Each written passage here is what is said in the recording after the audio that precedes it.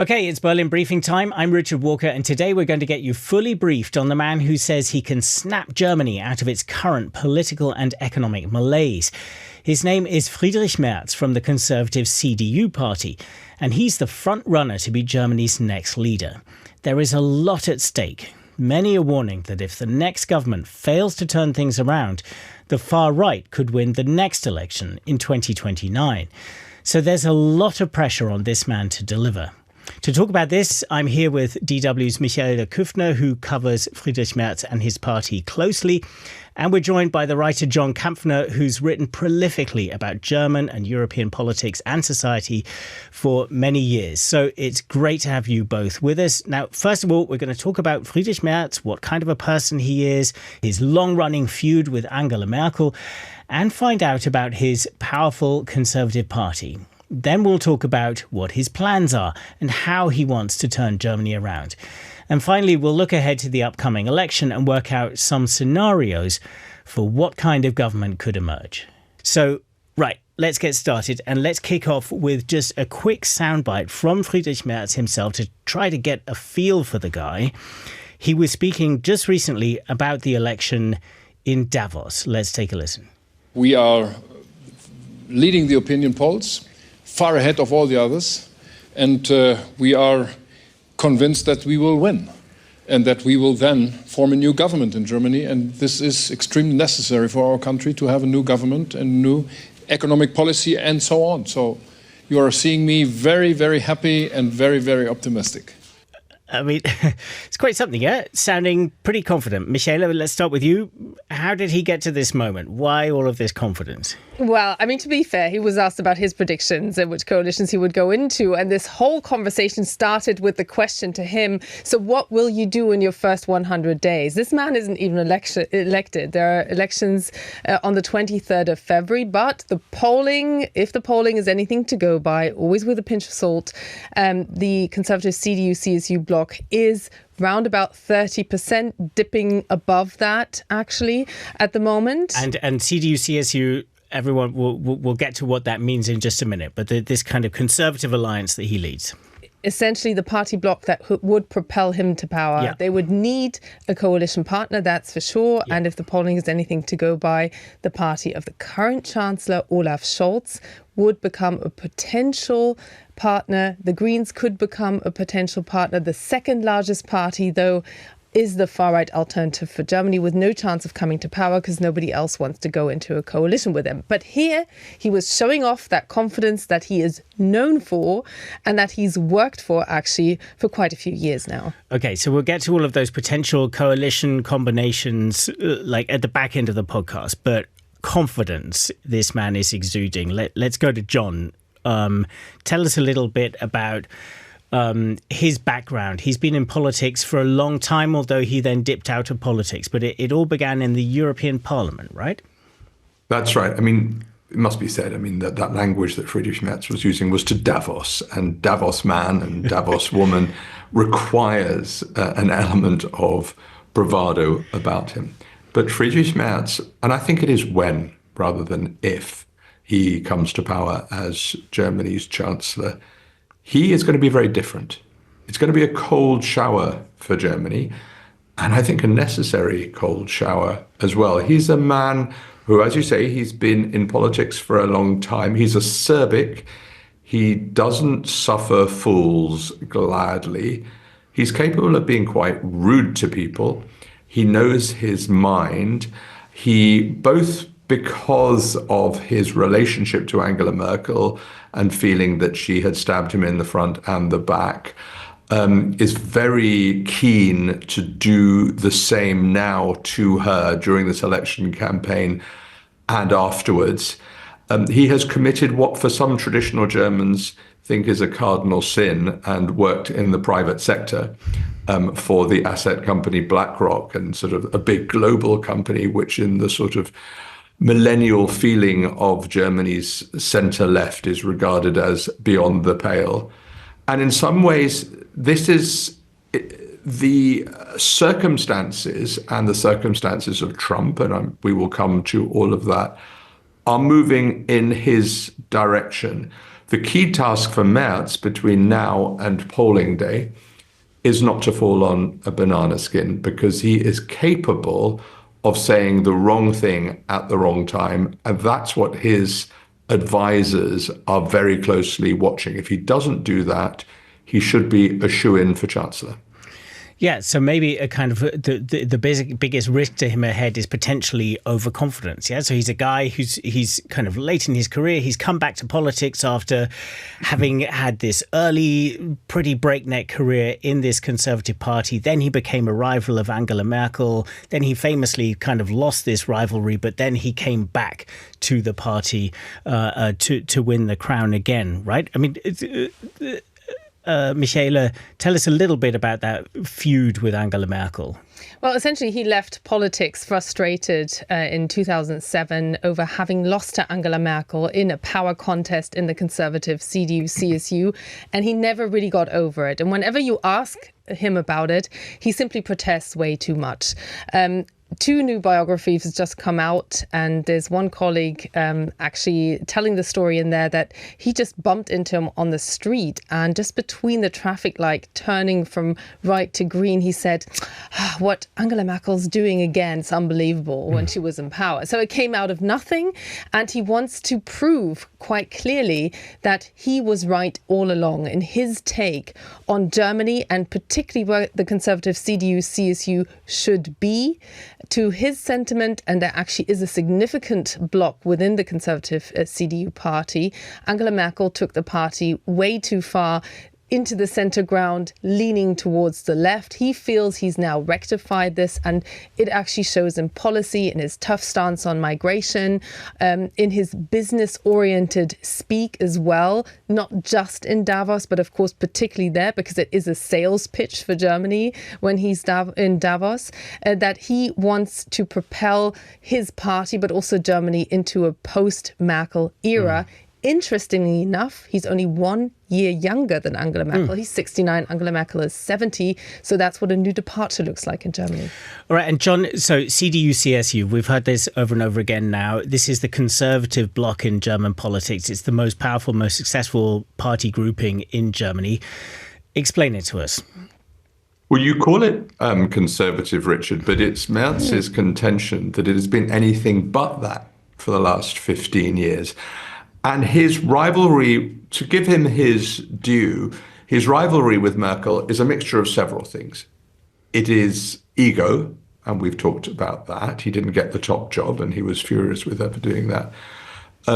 It was principle as well. He takes the view, and it's a perfectly legitimate view, that if you want a conservative party, you should have a conservative party, and that Angela Merkel's party was not remotely conservative. In some ways, it's the flip side of what happened in the UK under Tony Blair and Labour. People were saying, if you want a Labour Party, you want a centre-left socialist or social democratic party, and you haven't got it. So you want what it says on the tin, and his argument is that Conservatives haven't had that. But the third bit is expediency, or rather necessity.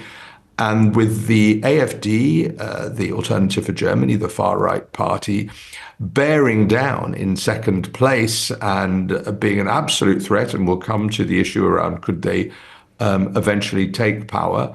And I wrote in the Guardian only a few days ago that I think they could in 2029, alarmingly, if a particular scenario took place. His argument is that you can take away some of the votes from the AfD by espousing or by reflecting some of the concerns that are held by voters who are moving towards them on migration, on other issues as well. His detractors would say, well, actually, all you're doing is you're feeding the beast, and you're playing to the gallery on this right-wing populism.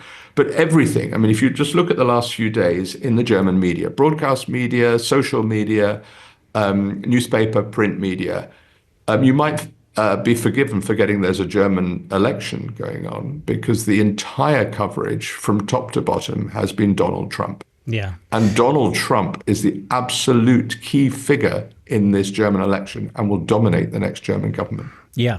Okay, so let's talk about Trump in just a minute, but I just want to kind of touch on one more thing before we switch to this kind of policy areas, and just talking about Merz again. So we've heard about his feud with Merkel. We've heard about him wanting to take the conservative bloc more towards the right. Michaela, you say there's also a bit of an issue that he's had sometimes with women in his party. Well, yes, the big issue is, and he himself recognizes that the CDU for success needs women voters. But the younger the women are that get polled, the worse he does. Below 18, he's even below 9%. Well, you can say that doesn't really matter because they're not going to vote anyway. The voting age in Germany is 18. But above that, it's not that terribly much more. And he just simply comes across as a man of the 90s. He's tone deaf to the issue of women's representation. Just as an example, in 2023, there were 7 tickets for the Munich Security Conference for his party. He sent 7 men. He doesn't have anyone who's a close advisor to him who's female. His spokespeople, all men. Only the head of the Konrad Adenauer House of the whole of the party, that's a female speaker. And I just attended a meeting of his the upper echelons of the conservative CDU and their executive branch. They were having discussions, and he was asked about women's representation. There was one reporter who asked him, look, there's only 20% women in the CDU group in parliament. What are you going to do about it? And he says, well, he tries really hard and it's going in the right direction. And it's a shame you didn't listen to the discussions in the party executive today, because the female members were having discussions where only females were speaking. And he just simply doesn't realize that exactly is the problem, that there are some issues where only women are talking amongst themselves. So also he came late to one of his own party events, which were about women's representation, and this whole thing was webcast, and he comes 30 minutes late. So would he come late to a gathering on business and investment? One doubts it. So interesting. So it sounds like he's got some ground to make up with women in his party. But as we've seen with Donald Trump, you can have a very male-dominated political platform and get ahead these days in Western politics. So maybe a bit of a comparison there. So let's move on now to Friedrich Merz and his plans and his positions. And I would like both John and you, Michaela, I've asked you both to kind of bring along one issue that is important to Friedrich Merz and to his party that he wants to do, the plans and positions. So Michaela, it picks up straight from what we're talking about, Trump here. So let's go into that. Trump and tariffs. This is the major issue, as John was just saying, facing Germany right now. What does Merz want to do about Trump and the threat of tariffs? Well, first of all, his message in Davos, but also here when he spoke to other conservative bloc leaders of the EPP in the European Union was, don't be afraid of Trump. We need to talk to him about tariffs, that these tariffs are going to make people poorer, both sides of the Atlantic, and there simply is no point in going ahead with that. And he sees as the antidote, although he didn't use that word, to a Trump-style distortion of the market, the threat of Europe becoming poorer, essentially European strength. And that's where we quickly arrive also in the whole defense industry. He doesn't talk about security and business separately. He is very fast to then speak about the benefits of a more aligned defense industry in Europe that could make Europe richer as well. Okay, interesting. And so we've got a soundbite from Friedrich Merz actually answering a question that you posed in a press conference. This is about an appropriate European response to Trump. Let's just listen to that. As long as the European member states are united, they will be respected in the world, including the US. And as long as they are divided, nobody will take us serious. So this is, in my view, the last call for action. So, John, let's come back to you. Let's get your take on that from Friedrich Merz. What's he trying to say there with that, this importance of European unity in dealing with Trump? He's making the point that anybody in any party would say that European nation states are simply, in the new or the present world order, too small to have clout, not just with the United States, but with China, and that European unity is absolutely vital. And Europe showed that to a large degree with regard to its response to the initial stages of Putin's invasion of Ukraine. And so it shows that when Europe acts together, it can work well. But I think there is a different message alongside that as well. Is it subliminal or is it open? It's a sort of message to Trump that's saying, you respect power. And Europe needs to be a power and not just a pleader and not just a laggard, both of which it has been for a lot of time. You look at the two current leaders of Europe, or self-styled leaders of Europe, President Macron and Olaf Scholz. Macron not short of self-confidence or his own view of charisma and has failed dismally to bring Europe along with him. And Olaf Scholz has managed over the past 4 years the singular feat of getting on with nobody in Europe and beyond, and pretty much showing a pretty limp face of Europe and of Germany around the world. So this is Merz's opportunity. It's almost like saying to Trump, hey, we are elderly, one-term macho bros who understand business. Let's cut a deal together. You can work with me. And you never know. Certainly in comparison to what else is on offer, he may be right, or at least he will be less wrong than the others. So that's really the message. And he was saying only a few hours ago at one of the many conferences and speech opportunities that they're all having at the moment in the election campaign, he was saying, let's cut a deal with the Americans on LNG, on liquid natural gas. They want something from us. Let's give them something. So this is very much politics of the apprentice. This is politics of the deal. And he's sending a message to Trump. That's the kind of person you want. Hey, that's the kind of person you're going to get and Europe's going to get. Now, whether that washes with Trump, who has a particular or has had a particular disdain for Germany, we shall see. And whether Merz can bring his coalition, and we haven't discussed which coalition parties he will bring with him, and whether he can bring Europe along with him is another matter. But that's certainly the message he is trying to get. It's a much more hard knuckle. And Michaela was talking about women's representation, and he's going to really struggle to get very many women in his cabinet and whatever. But it's also, I think, he's almost the time, if it was ever going to be, for this sort of deficit is now, because it's the kind of thing that Trump will say, hey, I don't really care about that at all. And it's arguable whether some voters in Germany would say, yeah, this is pretty undesirable. But, you know, it's an undesirable time. Let's not go for sort of the principles that have guided us over the last 20 years. Let's just go for a pretty uncompromising macho approach to politics, because that's the only game in town. Well, John, I just want to respond to one thing there. First of all, the whole idea of him having a bro approach, I could spend the rest of this just giggling through it, because it's a concept that, I mean, they may be handing out energy drinks with his name on, but he's never going to fit that bill. Also, he said he won't even try and have parity in his next cabinet. Has no interest. Yeah. And he cites the example of Christine Lambrecht, the disgraced former defense minister, as, look, it's not doing women a favor either. So that's another thing. He instantly assumes that women would only be there, would be the incompetent part of a cabinet.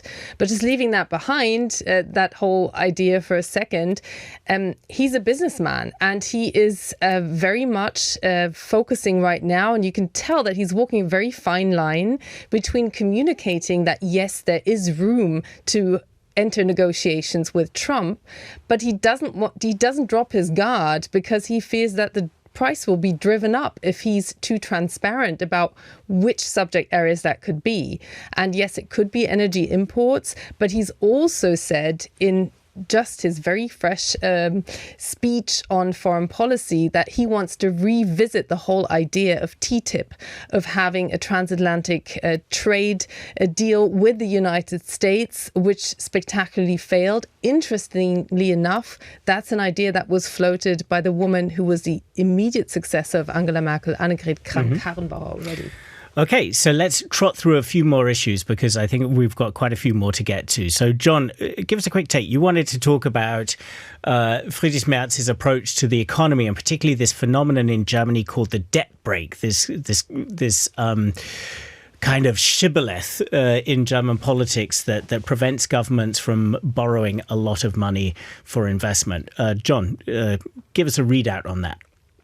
Yeah, well, I mean, everybody is talking about Germany's infrastructure crisis, and Germans have, at the risk of generalizing, Germans have, even in good times, Germans have a great propensity to say that everything is terrible in their own country. But anybody who travels on trains or deals with any other kind of German infrastructure at the moment that is absurdly analog, as well as anything else. You still get letters in the post from public authorities, the kind of thing that was dispensed with. You sometimes think you're living in the 19th century when it comes to dealing with German officialdom. That's the kind of thing that he is pledging to dispense with, but leaders do that kind of thing, whether they achieve it or not. This outgoing three-party traffic light coalition, right at the top of its original agreement, which came only a couple of months before Putin's invasion of Ukraine, was digitization. We're going to digitize the whole country, and they've done almost nothing in the 4 years in that regard. So that's one area. And the debt brake is this, in my view, absurd a provision that was then entered into the constitution amid the panic that followed the financial crash and the southern states, Greece and others, and Germany's idea that you cannot spend more than you have, and to keep the public borrowing to a bare minimum. That was then not just passed as an act of parliament, but enshrined in the constitution. Now, that requires a 2/3 majority to remove. Merz was particularly, in the way that particularly conservative administrations in the past have been averse to public spending, has been reluctant to do this. I'm told he has been persuaded to introduce one of two types of reforms to this debt brake or this black zero. One is a full constitutional change to it that would allow for greater public spending on issues of critical interest to the country. That could be defense or that could be critical infrastructure. The other is to produce temporary provisions, such as the one that was introduced when Olaf Scholz announced defense spending resulting from Putin's invasion of Ukraine in his famous Zeitenwende speech. And that would be time limited and temporary, and governments would have to go back to Parliament to enact further changes. And so there's very much an expectation or a hope, depending on the kind of coalition he agrees, that he would seek to change the constitution to introduce an amendment to this. As I say, that wouldn't just be for public spending across the board, but it would be for areas that would be deemed to be critical. But he wouldn't have a majority for it. And that's the whole pitch that we're hearing from the still remaining parties of the government coalition, that ahead of these elections, together with with Friedrich Merz's bloc, they would still be able to fix this and reform the debt brake. Friedrich Merz himself is not willing to do this before the elections. And afterwards, I believe that the potentially more likely scenario is that they will declare some kind of emergency over Ukraine or something else to be able to take on extra debt. They might just be missing the boat on actually reforming that very debt brake. Okay, that is the absolute moot point on this. And if I think it's an absolute bare minimum that they will do something more on military assistance to Ukraine, although, of course, everything will be contingent on what Putin, Zelensky and Trump discuss and whether or not a deal is made. But it's very much a sense, and I'm also told that there will be planning reform proposals as well, Merz doesn't have much time, and in any country you see a time lag between legislation for economic reform and people seeing the effects of that economic reform. He's only got 4 years to show a material difference to Germany's ailing infrastructure, and he knows that. Okay, let's keep moving forward. So I've also brought along a couple of points. I think one thing that I would like to touch on is Merz's approach to China and Russia.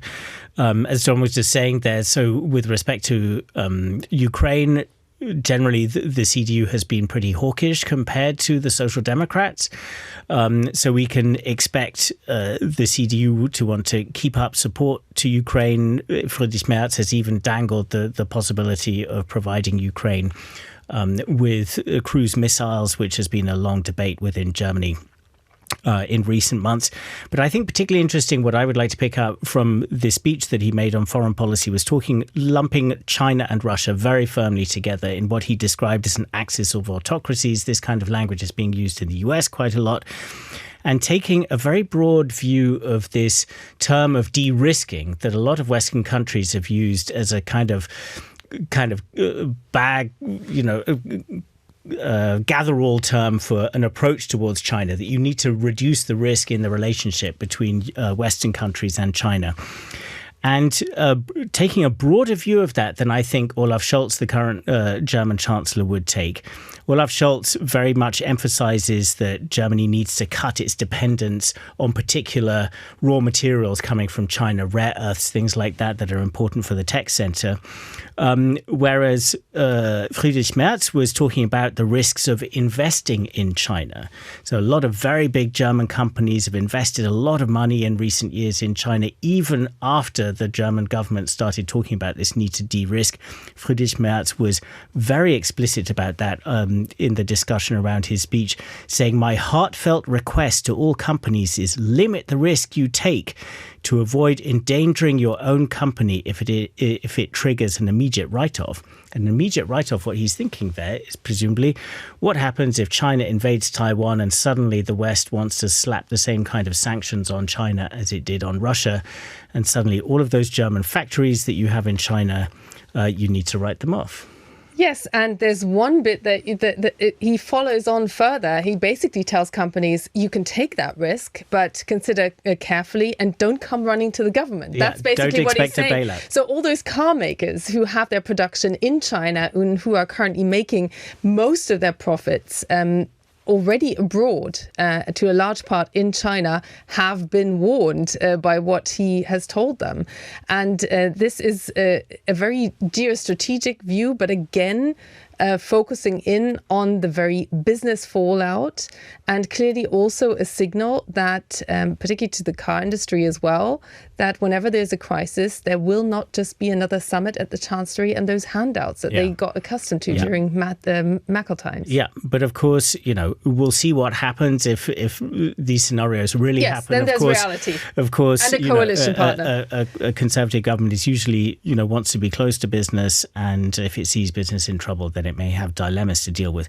All right, let's keep moving quickly. John, you've got a biggie, climate. Tell us in a nutshell, what is Friedrich Merz's approach to climate? Well, his rhetoric on climate is, or at least the red-green, the Social Democrat green element of the traffic light, put climate concerns over economic growth concerns. And that's pretty much now a standard approach in different countries. And of course, Trump has been ripping up at a rate of knots anything and everything that Biden has been doing to promote renewable energy, the Inflation Reduction Act with all its many changes that were contained in that. That is now regarded in this sort of zero-sum mentality that green issues are deleterious to economic growth. And I was just introducing very briefly a UK element to this. The British government, the supposedly centre-left government of Keir Starmer, has just been saying, we're going to expand 2 or 3 airports because that's the key to growth. That's a very ungreen approach, but that appears to be the prevailing mood in so much. And Merz is looking at wind power. He's already said, and others would agree with him, that Merkel's panicky response to the Fukushima nuclear disaster a decade ago, and in hastening the closing of the remaining German nuclear power stations, was the wrong thing, although he's not going to be opening them up as well. But he's going to be looking at all elements, I would assume, of subsidies for renewable energy. He's been talking about how he would build 50 gas-fired plants because wind energy is actually producing less than had been predicted, and the over-reliance, in his view, of solar and wind is vulnerable. But I mean, at the heart of all of this is an absolute psychological retreat from this idea. It was almost Germany's selling card under Angela Merkel that Germany was the green country. I think we're moving a long way from that. Yeah. Well, he's basically saying that he's still committed to going green. He just says that the targets are too tough and that having a solid economy, and Germany is now heading ever deeper into recession with 2 years of negative growth. He says a successful economy is the basis for everything. So basically he's reprioritizing and saying business first, then we can talk climate, but it's not completely off the table. And I think that's where a huge difference is, of course, to the United States. And of course, climate change has become a kind of a culture war issue. So I think he's probably trying to diffuse support for the far right there, which has made it very much a kind of a culture war issue. Another culture war issue, obviously, migration. Michaela, you wanted to bring that one up. Tell us about migration in just a couple of minutes. Yes, migration is the one issue where he's been talking remarkably tough. Just after a knife attack in Aschaffenburg in Bavaria in Germany, where a child and a man were killed by an Afghan asylum seeker, he actually came out with a statement saying, I want permanent border controls. I want people to be turned back at the border. I want the federal police to be able to issue arrest warrants, ask for arrest warrants. So he goes beyond what he demanded beforehand. At the same time, he also says, in a different scenario, I want fast-track immigration for workers, much-needed skilled workers here in Germany. So he's sounding very tough on illegal migration. At the same time, he wants fast-track qualified migration, again, to help German business. Okay, so just one last policy point that I would like to bring in here, and this is Friedrich Merz's view of Germany's kind of place in the world. There was a very interesting quote that he made in this foreign policy speech, speaking in German, and the importance of Germany sort of ramping up its strategic capacity he was talking about. So let's hear that in German, and then I'll translate it into English afterwards, and I'll get your takes. Strategiefähigkeit heißt für mich, dass wir in den wesentlichen außen- und sicherheitspolitischen Dossiers endlich zu einer gestaltenden Politik kommen müssen. Dass wir von einer schlafenden Mittelmacht zu einer führenden Mittelmacht werden. So there, Merz, he's talking about the strategic capacity of Germany, that it needs to embrace policies in the key areas of foreign and security policy, the kind of shape events, that we need to go from being a sleeping middle power to being a leading middle power. I thought that was an interesting quote, John. What's your take on that? Well, if you think of the old cliche that Germany outsourced its defense to America, it outsourced its energy to Russia, and it outsourced its trade to China. The last link on that chain we were talking a few minutes ago, which is Merz saying to German business, be it on your head if you're going to invest in China. I'm not going to be there to bail you out. Energy, Germany is largely divested from Russia. And the absolute key point is now, which is Trump's point, but it's Mark Rutte's point now, the NATO Secretary General and others, to the point of the Baltics, the Nordics and the Poles, is when is Germany going to step up on defense? And it's moved quite some way from the place it was in, and it's now making 2%, which was the NATO target set a decade or two ago. And it's finally got there. And a lot of European countries, by the way, still are nowhere there. And Giorgia Meloni's Italy, which is fated by Trump as the sort of Giorgia Meloni is his great sort of one of his European hopefuls, are miles away from that. But Germany is Germany, and there are huge expectations on Germany. The question for Merz, I think the absolute key question in terms of Germany's credibility with the Trump administration, and to a degree also with Russia and with China, is how much is it going to spend on defense? Now, Merz has been coy on this. Germany is now 2%, as I say. Trump has been throwing out this 5% target, which would just be extraordinary. Germany wouldn't be able to afford that. But, can it get to 2.5, 3, 3.5 over time? That would be economically seismic in terms of cost, either a massive growth in the economy, and as Michaela was already saying, it's 2 years in the doldrums in recession, and it's not looking great for 25 and into 26. So where are they going to get the money from? Where would they cut from with ailing infrastructure? These are the absolute questions for Merz. And that really lies, you can talk all the time about, are you a big power? Are you a middle power? Are you a vigorous active power? Are you a passive power? A lot of it is ultimately determined by, are you an economically strong power? And beyond the rhetoric, that's going to be the key target, the key test for Merz. I think, from conversations I had in Washington while I was there for the election, I think it's going to be hard for Germany in terms of its relationship with the US if it cannot communicate to the US that it's at least on track to match the US in terms of defense spending. The US is at 3%, and the US is thinking, why should we spend more than you? Michaela, your thoughts, how far can they go? In 30 seconds, then we'll move to predictions. The question is always of 3% of what exactly? And that's the point he's making. And also these expectations, something that the Merz team is very much aware of. The latest attempt just after that foreign policy to nail him down on percentage points failed. His response is, we need to get the defense industry in Europe aligned. That's what he wants to ensure. And he wants to get more defense for the money that Europe is currently spending. And that will require overcoming seemingly unsurmountable differences with France in their own vested interests. And he stresses time and time again how often he speaks to Emmanuel Macron. So basically, he's saying he can make some headway where he alleges that Olaf Scholz didn't even try, which isn't true. Well, we shall see. But certainly, if any number that is below America's number will be tough with the Trump administration. That's my prediction. Okay, let's get to scenarios for after the election. So I think we're all agreed that the CDU-CSU is very likely to be in top position. Michaela, you said around the 30%, maybe a little bit above, a little below, but that still means you need a coalition, as John was saying earlier, talking about the importance of coalitions. Friedrich Merz has completely ruled out working with the AfD, the right-wing populist party. So let's talk about some options. Like, he could either do a coalition with the Social Democrats or a coalition with the Greens. What would be the difference between those two options, Michaela? And then we'll go to John.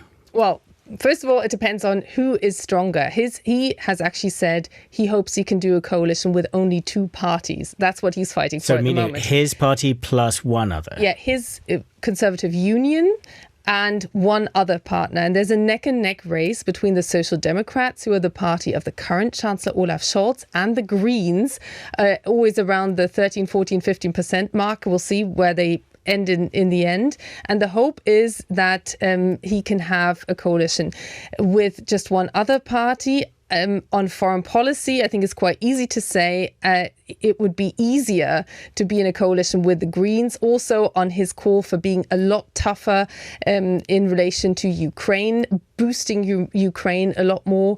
That's something where Olaf Scholz has made it his political trademark of the Social Democrats to avoid getting, as he said, dragged into the war, and where he is really putting his foot down not to spend more before the elections on Ukraine.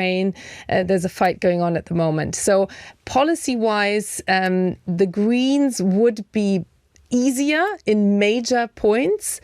At the same time, his own Bavarian sister parties doesn't want to work with the Greens. So whatever happens on election day, it's going to be very uncertain who they go into a coalition with, unless the votes, the actual results, are a lot clearer than the polling we're seeing right now. Okay, and John, there's another scenario that does not work out for Merz, and that the result is so fragmented that you need to have a three-way coalition coming out of this election with Merz's Conservatives plus the Social Democrats and the Greens. One very senior minister said to me in the background that was a nightmare scenario. What's your take on that, and why would that be problematic to have three parties in a coalition?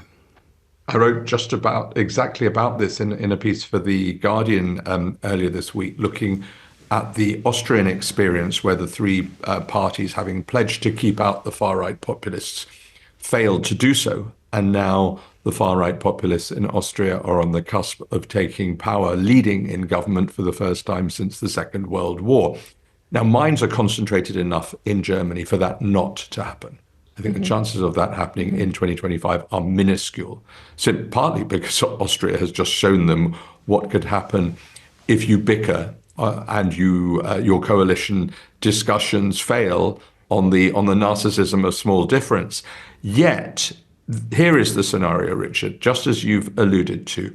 You have, and one can get very technical about smaller parties, the liberal parties and the far left party and the left meets right populist party, and whether they get the 5% that is required to enter parliament. But just leaving that aside for 1 minute, let's assume none of those small parties get in. Or at least the liberals do not get in. You could have a situation in Germany in which the only three mainstream democratic post-war parties, the CDU Conservatives, the SPD Social Democrats, and the Greens, are all forced to be in government together. The only opposition is provided by the extremists, the AfD, and possibly this, as I say, this far-right, far-left group called BSW. You look at other countries and you look at social media and you look at the propensity for the public and for voters to give governments only one term in office. So then you have the nightmare scenario heading into 28, 29 and the next general election. Merz, for all the reasons we've been talking about, is struggling to show that he's really turbocharged Germany's economy and sorted out a lot of its problems in those 3 or 4 years, because it takes a long time to sort out systemic problems in any country.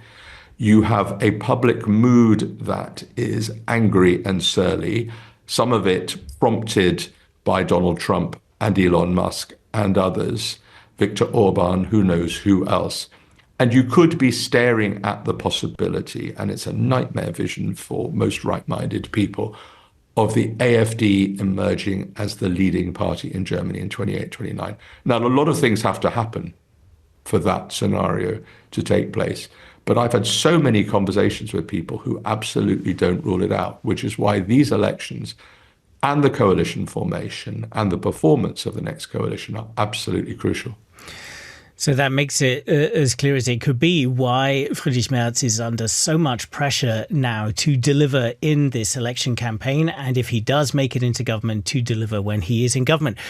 Thank you so much, John Kampfner and Michaela Küfner, for that excellent canter through the personality, the politics of Friedrich Merz and the political situation here in Germany. That wraps up this edition of Berlin Briefing. Thank you very much for listening to Berlin Briefing. If you've been on any podcast provider, or for watching if you've been on YouTube, do leave us a comment on YouTube and do check out the notes there. We'll put in some links for some background on what we've been talking about. And also do check out DW's weekly newsletter, Berlin Briefing, which is a great run through of goings on in Germany that comes out to your inbox every single week. But for now, thanks for being with us and see you next time.